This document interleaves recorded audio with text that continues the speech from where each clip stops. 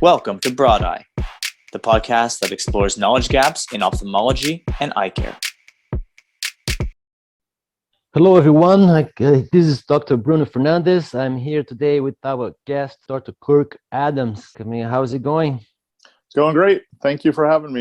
It's an honor to have you, Kirk. So let's dive right into it. You can tell us a bit about your professional background and How did you end up where you are today?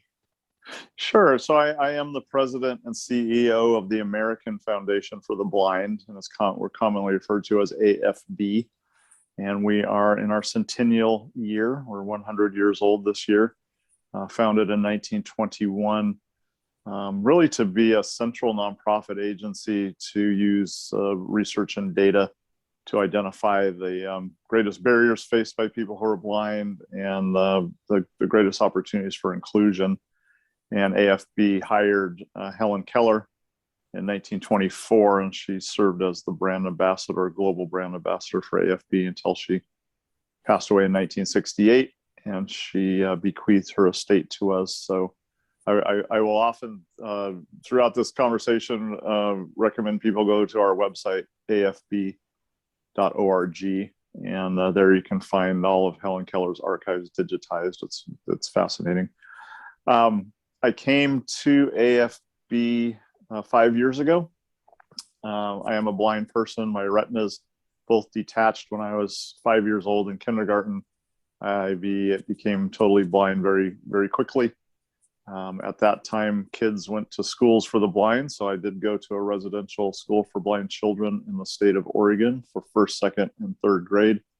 Learned how to read and write Braille and use a cane and type on a typewriter, and to be very confident as a young blind kid and moving through space and climbing trees and skinning knees and doing all the things kids do. Started public school in fourth grade, went through high school, college, have a undergraduate degree in economics, had a very challenging time finding employment, as many young blind people do. I worked in municipal securities, tax-free bonds for 10 years. Decided I didn't want to do that the rest of my life and made a decision to move into the nonprofit sector.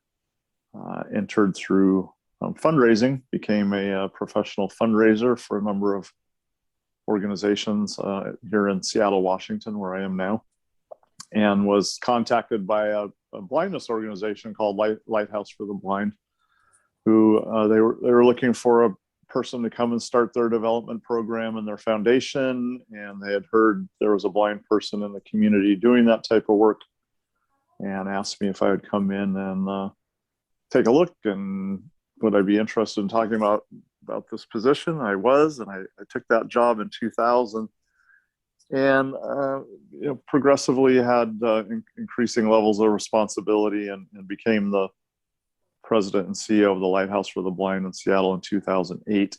I served in that role for 8 years.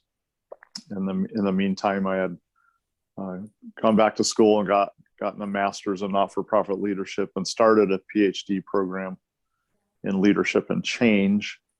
I was asked to join the board of trustees for the American Foundation for the Blind, which I did.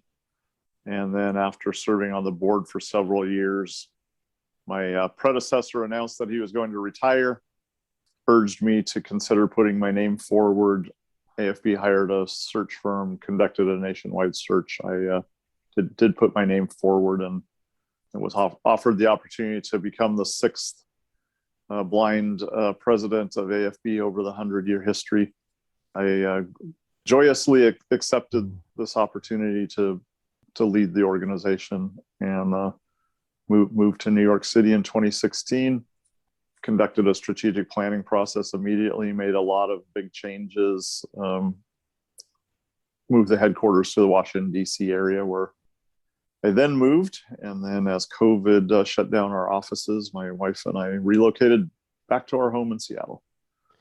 It seemed like you've like held multiple leadership positions on the companies and nonprofit organizations that you worked for. Was it by design? Like, I mean, were you aiming to be a leader in those organizations, or you were kind of like happening by accident? No, it was very much by design. Mhm. Like I said, I had a job first 10 years out of college that paid the bills and allowed me to get married and buy a house and have our children, but it wasn't my passion. And when I turned 30, I really did some soul searching. I actually got the book, What Color is Your Parachute, out of the Talking Book and Braille Library and followed all the exercises and directions and got clarity that I wanted to commit my professional career to creating opportunities for people who are blind. And the best way for me to do that was to be in the nonprofit sector and be in a leadership role with organizations that serve people who are blind. So that, again, that led me to going back for more education, getting that master's degree in not-for-profit leadership, and then the doctorate, which I've completed fairly recently in leadership and change. So leadership is of paramount importance, and I felt I could have the most impact and leverage if I was an effective leader. And AFB is really the most iconic organization in the blindness field, the longest history, and a very unique position in the field because we are not a membership organization like some of the other leading organizations, the Federation of the Blind, Council of the Blind. We're a private nonprofit. We have an excellent board of trustees from across the country. And we just have a very broad charter, which is improve the lives of blind people. And that allows us the flexibility to decide at any given time where we're going to focus our resources. And right now, we're very focused in the employment space, as 7 out of 10 working age blind adults are not working. And through our strategic planning process, we determine that if we can shift the landscape in employment, we can address a lot of other issues that blind people face. So we're really looking at systems changing how dollars are allocated for training of blind people. How do employers, especially large corporations, view inclusion of people who are blind in their workforce? How do blind people view themselves as potential employees, etc.? Yeah, and so I figured that like that would be one of your main priorities, not like as the leader of the American Foundation for the Blindness. And what I've noticed, like in the past, like I mean, through the friends I have that have any sort of like a vision impairment, is that it is quite limited. You know, like I mean, the options of employment that are offered, like I mean, for people with vision impairment, there's sort of like this stereotypical job offerings. You know, like I mean, things that they assume could be done by them, and other things that like probably shouldn't be ideal or suitable for them. Right? Basically, is decided for them what they should be doing, Yes. or the other way around. There are some assumptions that are made that are not based in fact. And so you have not only like I mean, firsthand experience being a leader, but you also have an educational background, like I mean, so you did graduate programs like to become a leader. And yeah, and I've been a blind job seeker. I've been a person looking for employment and facing a lot of challenges and barriers. I've also employed blind people at the Lighthouse for the Blind. We employed about 250 people who are blind and deafblind and blind with other disabilities in a number of businesses, including aerospace manufacturing, which was a very interesting set of career paths for people who are blind and deafblind. And then at AFB, about a third of our employees are blind. So I've been a blind employee. I've also worked for large corporations. I worked for large banks. So I've been a blind job seeker, a blind employee, an employer of people who are blind. So, I do have kind of a unique set of perspectives on the issues around employment. And when you approach like those big companies, what do you think it's the main reason why they don't hire like blind people yet? Is it because they're resistant to it, or they want it but don't know how? I'd say closer to the latter. They want it, but don't know how. I will say that we look at blindness and employment from a strengths-based, assets-based view, that if you live as a blind person in your daily activities, you are gaining skills in areas that employers say they want. So you're gaining skills around resilience, around grit and perseverance, around being a creative problem solver, around putting teams together, communication.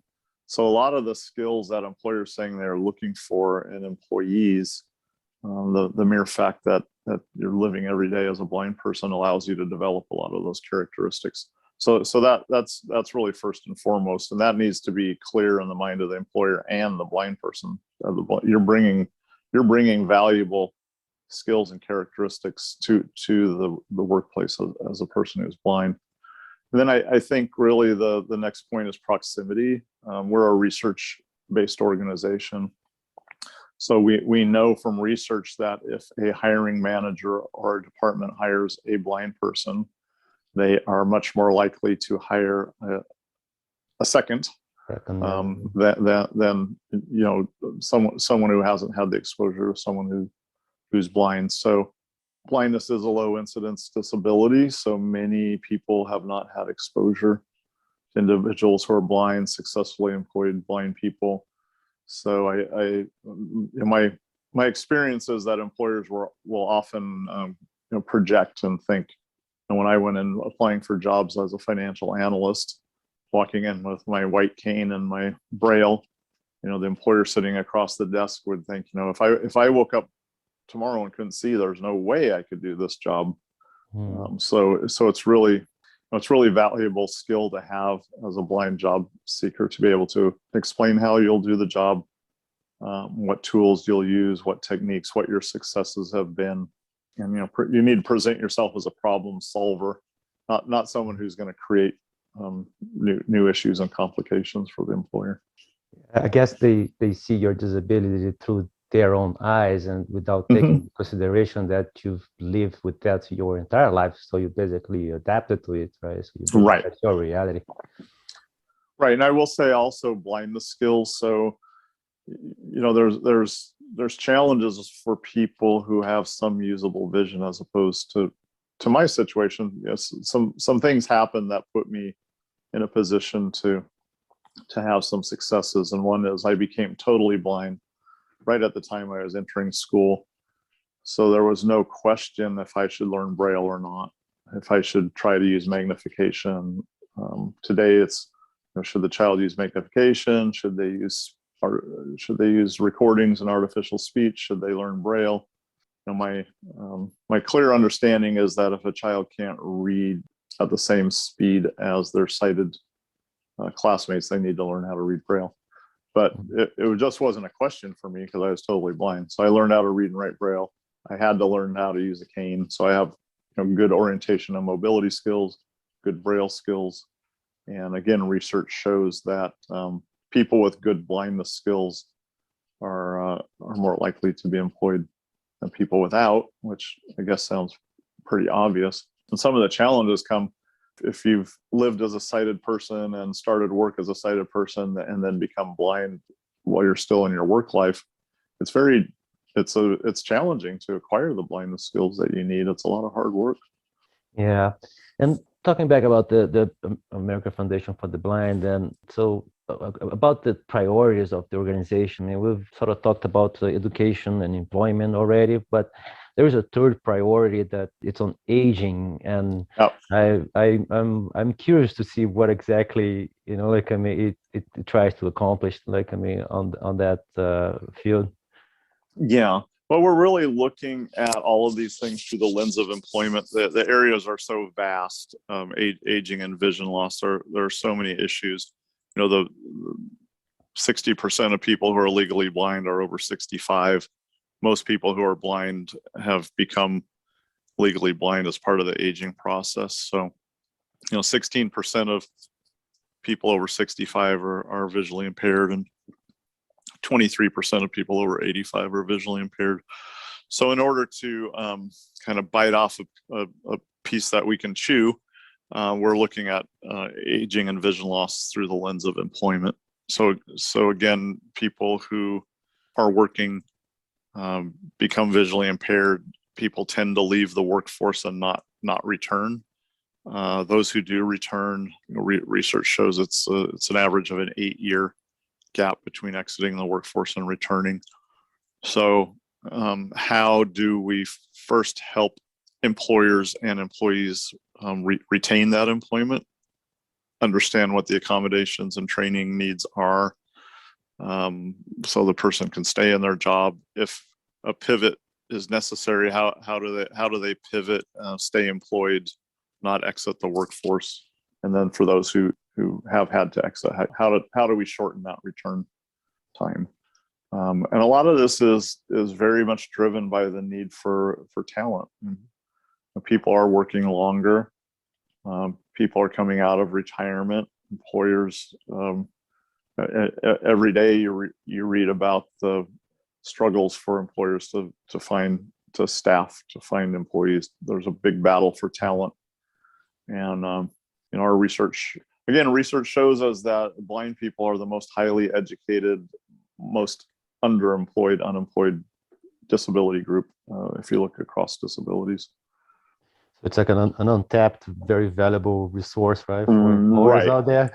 Right. And how do we connect, those two, the demand for talent, and then there's a supply of talent, and there's a disconnect. They're not connecting. There's not a nice set of pathways for blind people to move into these career paths that employers need to fill. And has there been any shift? I mean, so the pandemic related shift towards more remote work, has it helped or made it harder for the vision impaired to find jobs? Well, that's a great question. And again, if you go to afb.org, there is a survey we did at the beginning of COVID called Flatten Inaccessibility. And we had over 1,900 blind people respond, which is a very good sample size. So in the short term, as people lost their jobs, blind people lost their jobs at a faster rate than the general population. And, over 20% of the people surveyed who are working remotely reported challenges, difficulties, barriers in working remotely, mostly because the technology that their employer was asking them to use was not accessible. So in the short term, it was problematic. People lost their jobs, and people found it challenging to work virtually. Time will tell. Our theory, which we'll need to prove over time, is that this is going to open up employment opportunities for people who are blind as virtual work becomes the norm. When you survey employers and employees, what are the two greatest barriers to successful employment of people who are blind? If you ask blind people, it's always employer attitudes and transportation barriers are always vying for the 1 and 2 as far as the biggest barriers. So this can address two things. Employer attitudes toward people working remotely is shifting, but remote work also helps eliminate the transportation issues. 35-40% of blind people report that they've declined a job opportunity because of a transportation issue, that they couldn't get to the job site, couldn't get to work. So we do think in the long run it's going to help level the playing field and open up lots of opportunities, and we're excited to see how that unfolds. Yeah, I figure also the workplace wouldn't need to be accessible for them, right? They will work from home, which is a place that they're already used to, and they have adapted to their needs. Yeah, I don't know that if people have decent O&M skills, I don't think it's navigating the job site once you get there, but the transportation is the place. If you need to go to a physical place to work, is it accessible by public transportation? All right, and so there many, right? A foundation for the blindness. You've worked for a few already. What makes the AFB such a unique foundation for its community? What makes it stand out? When you compare that to I think a couple things. One is the history. Again, we're in our 100th year. The second is the fact that most of the major blindness organizations have a somewhat narrow defined purpose. American Printing House supplies learning materials. National Braille Press creates Braille. The Hadley Institute does distance learning. The Perkins School works with educating young people. There are guide dog schools that do what they sound like they do. There are the two membership organizations who do great work. They're there to fulfill the needs of their members. So AFB is very unique in that we are not limited to. In fact, our tagline is "No limits." So we have no limits on what we can focus on at any given time. So we've done a lot of different things over the century. We in the 1930s we pioneered the talking book.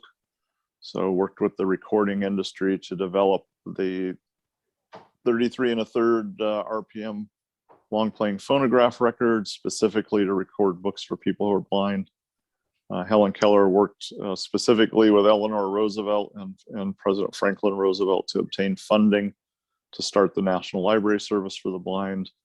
AFB got involved in engineering very early in the 40s and 50s and created some of the first talking aids, the first talking bathroom scales and first talking blood pressure monitors, things like that. We've been involved in a lot of the landmark legislation in the US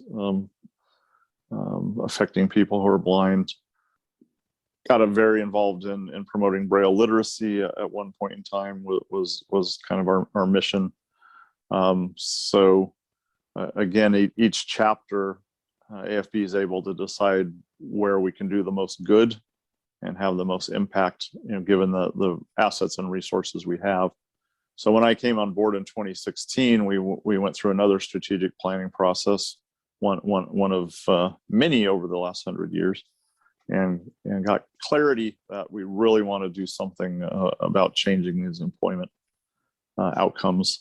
And to do that through working, using research and data and working with decision makers and influencers to shift the landscape, the perceptions, the systems. And you mentioned a few devices and technology that were developed by FAB. Are those things done in-house, or do you collaborate with other tech companies? Yeah, we had an engineer, very robust engineering department. We had a tech center in Chicago for many years. We don't do that anymore, as corporate America has taken a lot of that on, which is great. So we were involved in some of the pioneering work in assistive technologies. And then when companies like Apple and Google and Facebook and Microsoft began putting resource and effort into making their products and services accessible, that gave us some opportunities to do some partnering, which we've done. We have great relationships with the tech world.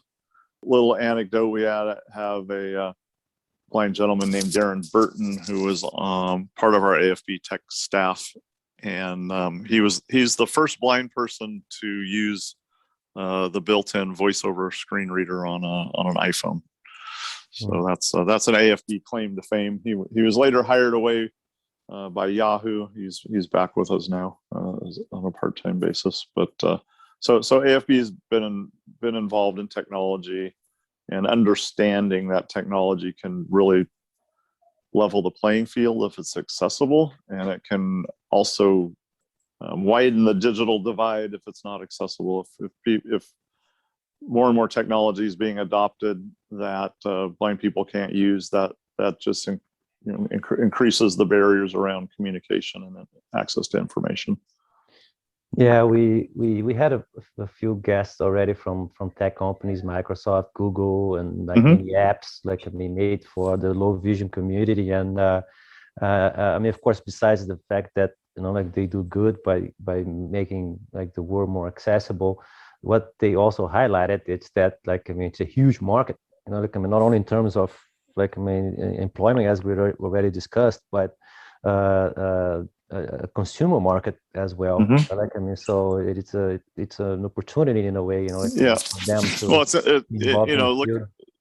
look at people with disabilities.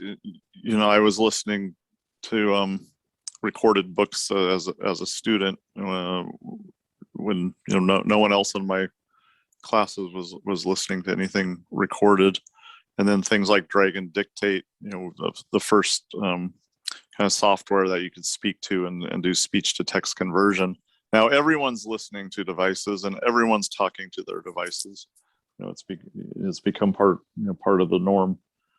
Yeah, when we interviewed the lead for accessibility for Microsoft in Canada, like he mentioned exactly that. Like sometimes tools that are designed for people with impairments end up being used by everybody else, right? Like I mean, so we all nowadays listen to audiobooks, right?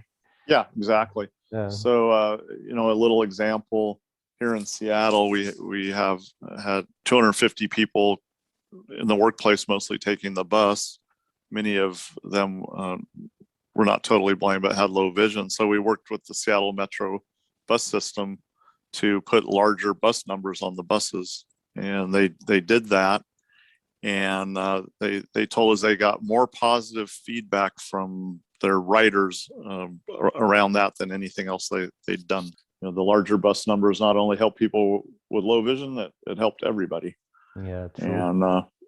And things like we adapted computer numerically controlled machining to make aerospace parts, and we put a voice synthesizer JAWS on the machines to read out the instructions on the screen. And now they've built that into their off-the-shelf models because they find the reinforcement of the sighted machinists not only seeing the screen but hearing it read makes for more accuracy.